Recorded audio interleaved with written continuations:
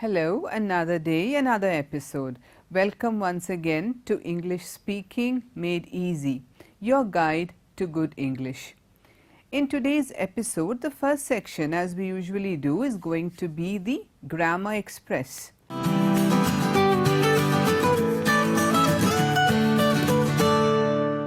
In the previous episodes, we discussed nouns and how important they are in a sentence. Today, we are going to go to another part of speech. We are going to discuss another part of speech, which are the verbs. Now, we have to understand that verbs are very, very important in the English language. Firstly, because they denote the tenses rely heavily on how we use our verbs. And this part of speech, unfortunately, is one area which many students tend to go wrong in, both in speaking as well as in writing. So, we need to make sure we've got it correct. Now, what is a verb? See, in many Indian languages, we refer to the verb as a kriya, something that denotes an action. And in English also, the verb stands for the same purpose. That is, it also denotes an action. Now, what we need to do is, we need to understand what does a verb denote? What does it actually signify? Okay, so I'll give you the basic definition of a verb. A verb signifies an action, an occurrence, a state of being that could be mental, physical or mechanical. So, all in all, what a verb does is, it denotes an activity, okay, an action, നമ്മൾ എന്താ ചെയ്യുന്നത്, an action, occurrence, എന്തോ സംഭവിച്ചത്, and a state of being, that is what a person is. So, these areas we'll make it clearer to you through some examples. The first sentence, I washed the car yesterday.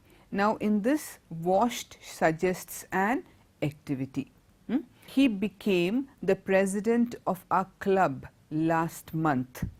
Now, that shows an occurrence. See, he became. The next one, Mike is a center fielder. This is what we call a state of being. See, Mike is, here the verb is. So, you see how a verb denotes many different things. And then another sentence once again, she ate my cake. Ate refers to the action of eating. So, that comes back to the prime definition of a verb, that is, a verb is an action verb.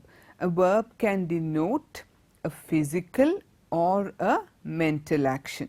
Okay, it is both, remember, it can be both physical as well as mental. The action verb is what tells, it's a subject or a clause which tells what the person is doing. That's what a verb denotes. Every sentence will have a subject. So, the verb will denote what is the subject doing, physically or mentally. That's how it comes in. Now, we can make this clearer through a few more examples. I'm going to give you a few more examples of action verbs. So, what we do is, to find an action verb, we need to find that word in a sentence. Now, let's look at some examples of action verbs in a sentence. Okay, Mary walked to school. That, of course, the action verb is walked.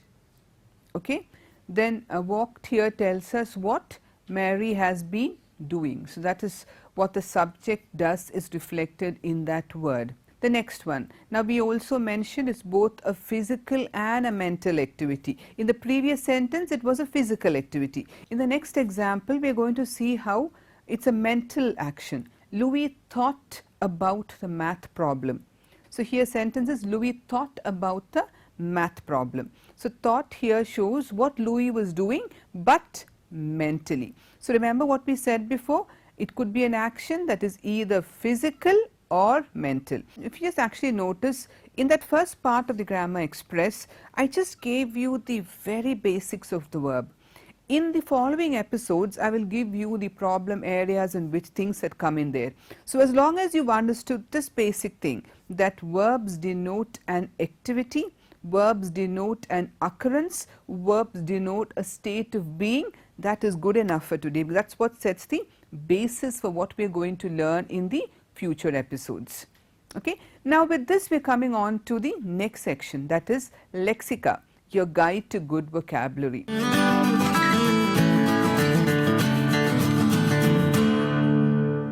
Now if you remember, in the previous episodes, I'd given you a lot of words relating to taste, how you have a food and how food tastes.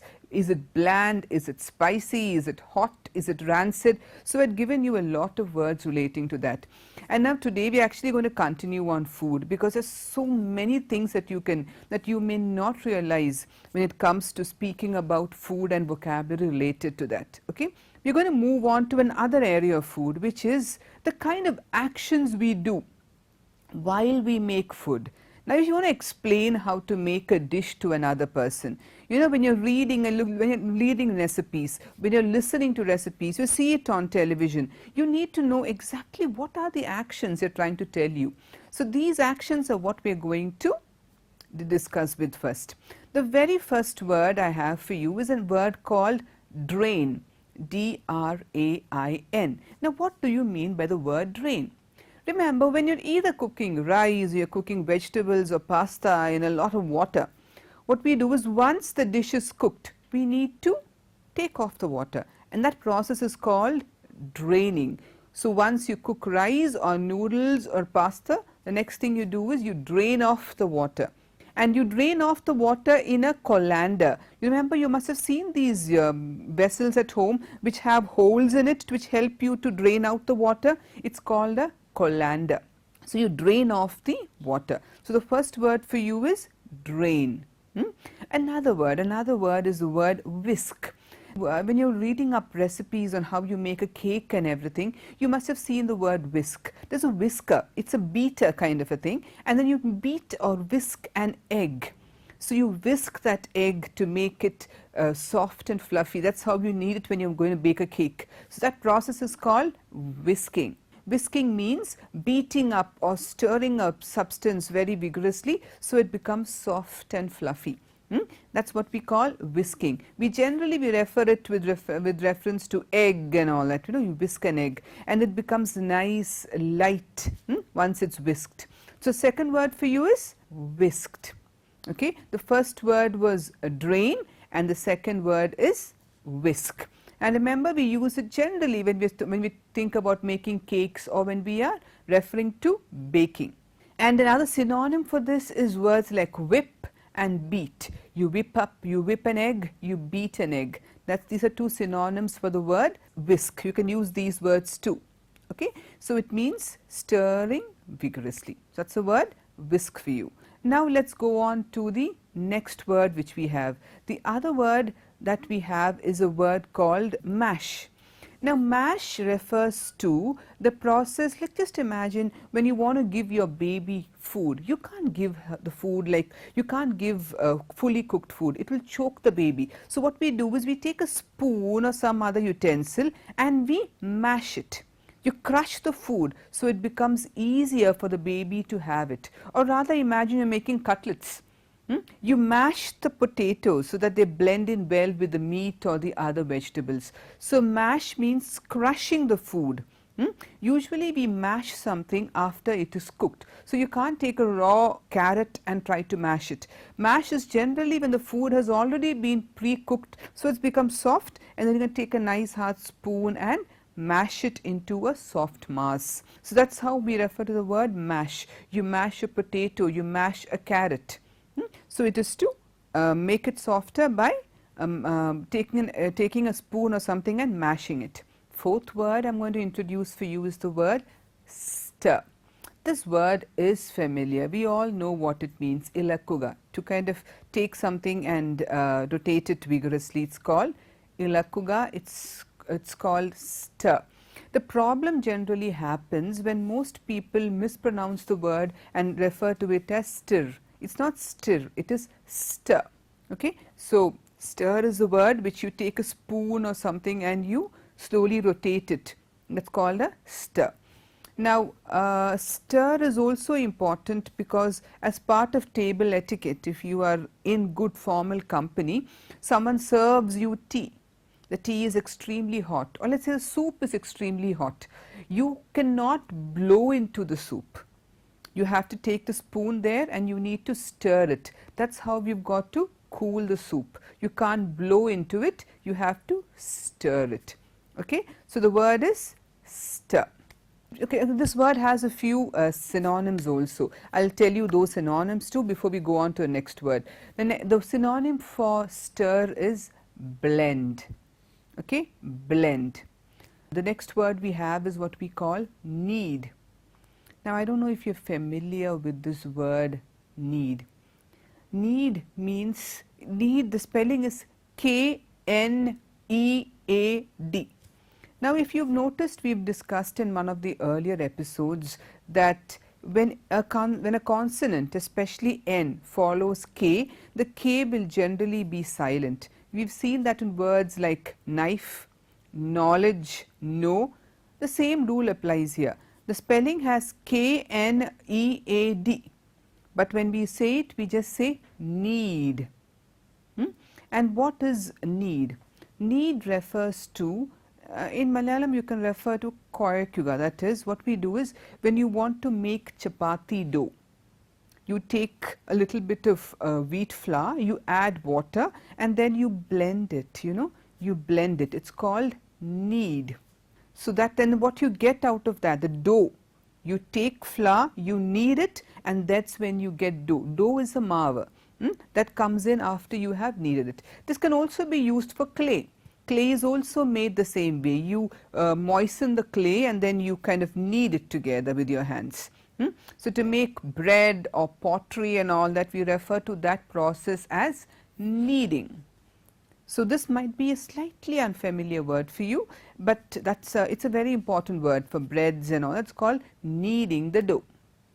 Now, these were the primary words that I wanted you to know, both because some of those words could be unfamiliar, some of the words you could be confused with regard to how you pronounce it.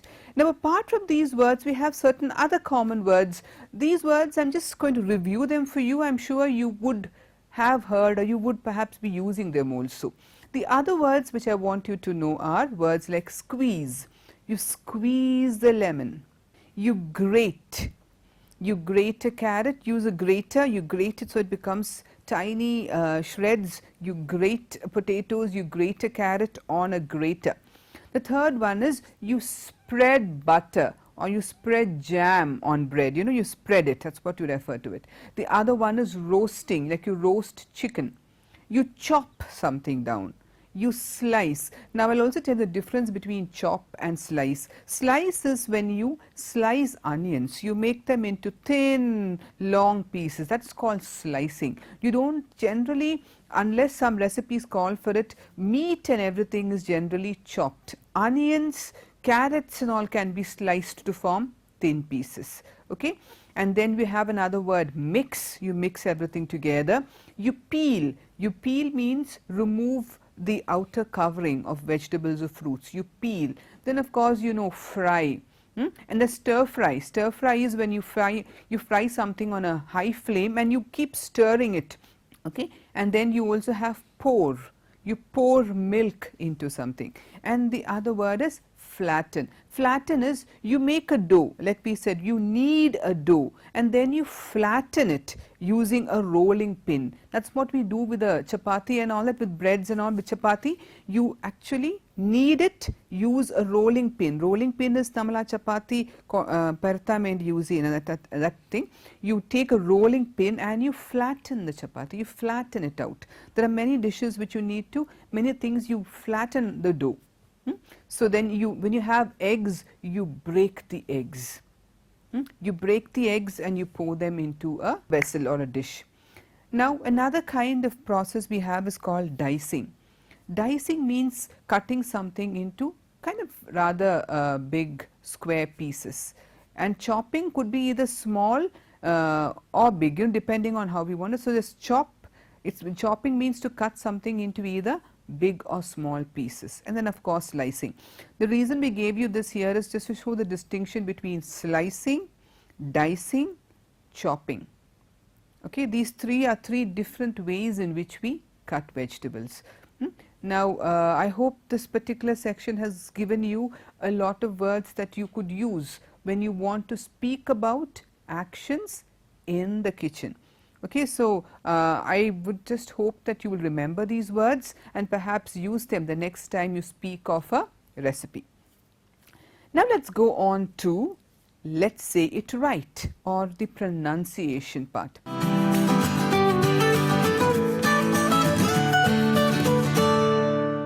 In pronunciation, I also have chosen a few words which are once again related to food, because I thought let's get that flow going in. We started off with food and the vocabulary bit. Let's just take it, extend our problems with pronunciation also related to food. I want to actually give you a few words. These words, you may be familiar with them. These words do not sound like they are spelt. Many of them use these words quite incorrectly, and I'm going to just give you these words and I want you to review, just check, am I pronouncing these words correctly? Do I go wrong in how I pronounce them? Okay. Now, the first word is P-E-A-R, pear. It's not pear, it is pear. The next one is those green pacha chirele. It is a green chira that you have. It's not spinach. You see the spelling, it's very likely that many of them pronounce it as spinach. It is spinach. Okay. And then you know, many people nowadays have a fancy to this one meat dish, S-T-A-K. Now, you look at it, it sounds or it seems like it's pronounced as steak, because T-E-A-K is steak. So, we think you add an S to it also, the word would sound steak, but that is not how it is pronounced. It is not steak, it is steak. So, next time you are going to a fancy restaurant and you want to make an order, you want to order for a chicken steak, not a chicken steak. And then the next word, everyone's favorite, we all love it and we all have our very own ways of pronouncing it. It is not pizza, it is pizza, pizza. It is an Italian word, it is not pizza, it is pizza. Okay. So, I am going back to all the words as pear, spinach, steak, pizza. Okay, I hope those 4 words are clear for you. Now, let us go on to this dry fruit that we all love. It is great for your skin, we all have it every time, you know, and we call it badam, and in English it is A-L-M-O-N-D. We have all heard the word, we have all seen it, we go to a supermarkets, we see this particular dry fruit available, but what we do not realize is we are actually pronouncing it wrong when you pronounce the L. If you say almond, that is the wrong pronunciation. In this particular word, L is silent. So, the right pronunciation is not almond, it is almond. Almond. Just remember, the L is silent, it is almond, it is not almond. Okay. The next word, I do not know how familiar that word or what that is. It's a kind of a, it's like a bun, a roll, you know, it's made of flour, it's a bun kind of a thing. It's very common as part of a continental breakfast. And look at how the word is spelt out. It is C-R-O-I-S-S-A-N-T. So, I think by all means and logic, we would go ahead and use the word and we'll pronounce it as croissant. That's how it typically comes across to us. But that is not how this word is pronounced. It's not pronounced the way it is spelt. It's croissant, croissant. It's not croissant or croissant. And this word would have seemed this particular thing would have seemed rather unfamiliar to us a few years back. But now, if you go into any high-end bakery, you will find this thing available in the shelves. So, when this is so common, it's nice that we know how it is actually pronounced. So, you might see the word, it's not croissant, it's croissant. Okay? And then the word P-A-S-T-A. It's not pasta, it's pasta. Okay, it's pasta. And then we have that green vegetable which is said to be extremely good for your health, and it looks like cauliflower florets altogether. The only thing is it's a deep green color. It's not broccoli, it is broccoli.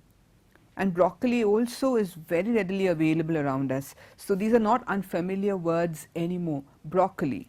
Okay? And then of course, this word I am sure by now we all know how it's pronounced, O-N-I-O-N-S. It's not onions, though we pronounce it onions because the O-N, we normally say O-N is on, so we say onions, onions, onions, but the word O there is pronounced like A, it's onions, onions, onion, not onion. Okay, so the way your lips move is different here, it's onions, not onions. And then we have this word B-U-F-F-E-T. Most of these words have a very, very interesting etymology, where they've come from, which language they've been lifted from. So here I thought I'll also tell you what this word actually means, and it's drawn from French. Okay, now what B-U-F-F-E-T means, it's a self-serve meal. A lot of dishes are spread out for you and you can choose what you want. That's what it is. If you're going to pronounce it like buffet, no, there's no T. There is a T in the spelling, but it is not pronounced. So how do we actually pronounce that word? And first, before that, let me tell you, where is this word derived from? Interestingly, this is actually a piece of furniture in which a meal used to be served.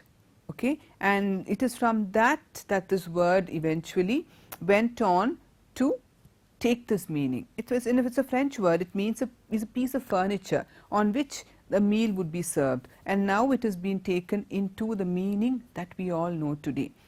It is not pronounced as buffet. It is either, there are two variants you can say it's either a buffet or a buffet.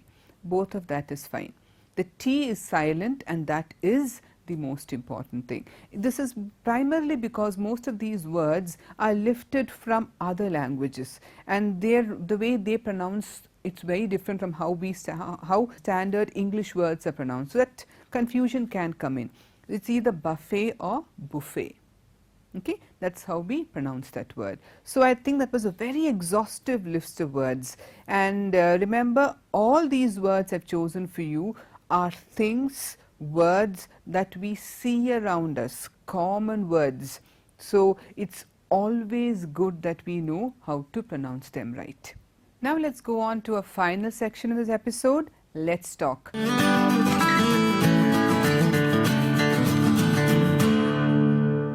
Here we are going to give you conversations, help you to take this a little bit further through how you can use these words in proper conversations. The topic and the area I'll be dealing with you today is the phrases you would use at a restaurant. Before you try to go to a restaurant, the first step is you need to book a table. Yes, and there are some really crowded restaurants. If you do not book prior, you will not be able to get a table. So how does the customer make a booking? Either you can do the booking over the phone, or you might perhaps go to the restaurant and ask the manager or the wait person or the waiter there. So the first thing is you would go and you would say, do you have any free tables? How would you ask that? Do you have any free tables? You would either ask the manager or the wait person. That's the first step. Now how will the response be? If there are tables vacant, the waiter or the manager would tell you, yes, we do. If it is not vacant, they might tell you, I'm sorry, but we are fully booked tonight. I'm sorry, but we are fully booked tonight. Then they might give you another option, or they might say, there are reservations until 8 p.m. or 8:30 p.m. You could reserve a table after that. Or you could reserve a table for 9, you could reserve a table for 9 o'clock, or you could reserve a table for any time after that. So, this is how the manager might respond to you. The next is, if the customer feels that there is space and the tables are free, there aren't too many reservations, the next step will be, I'd like to make a reservation. So, either you would say, are there any tables free, or he's asking you, I'd like to make a reservation, and that means he is asking, can I reserve a seat beforehand? Okay. Now, if when you ask, can I make a reservation, okay, if the response is positive, if the manager tells you, yes sir, at what time would you like, then you would say that I'd like to book a table. For how many people it is, and I'd like to book a table for 4, for 3, and you would tell the manager, I'd like to book a table please. And the manager would ask you, for how many? For how many people? So then you would just keep the number. For 5, I'd like to make a booking for 5. I'd like to reserve a table for 4. I'd like to reserve a table for 2. That depends upon how many people are accompanying you.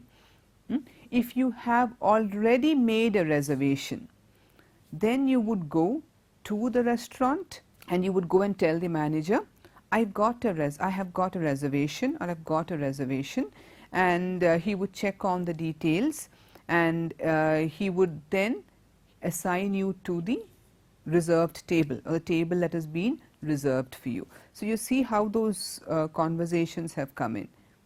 Or the manager might see you standing there and might ask you, sir, do you have a reservation? Or you would go over to the manager and tell him, I have a reservation for 4 at 9 o'clock. So, you've made a reservation prior to that. Okay. Now, this is how the background is set. This is how you've either called up beforehand to reserve a table, to book a table, to check availability. So, you saw the phrases that we've used there. So, remember these phrases, remember to use them. They're very simple, and yet that's exactly what you should be saying. So, thank you, and until we see you the next time, thank you. Bye.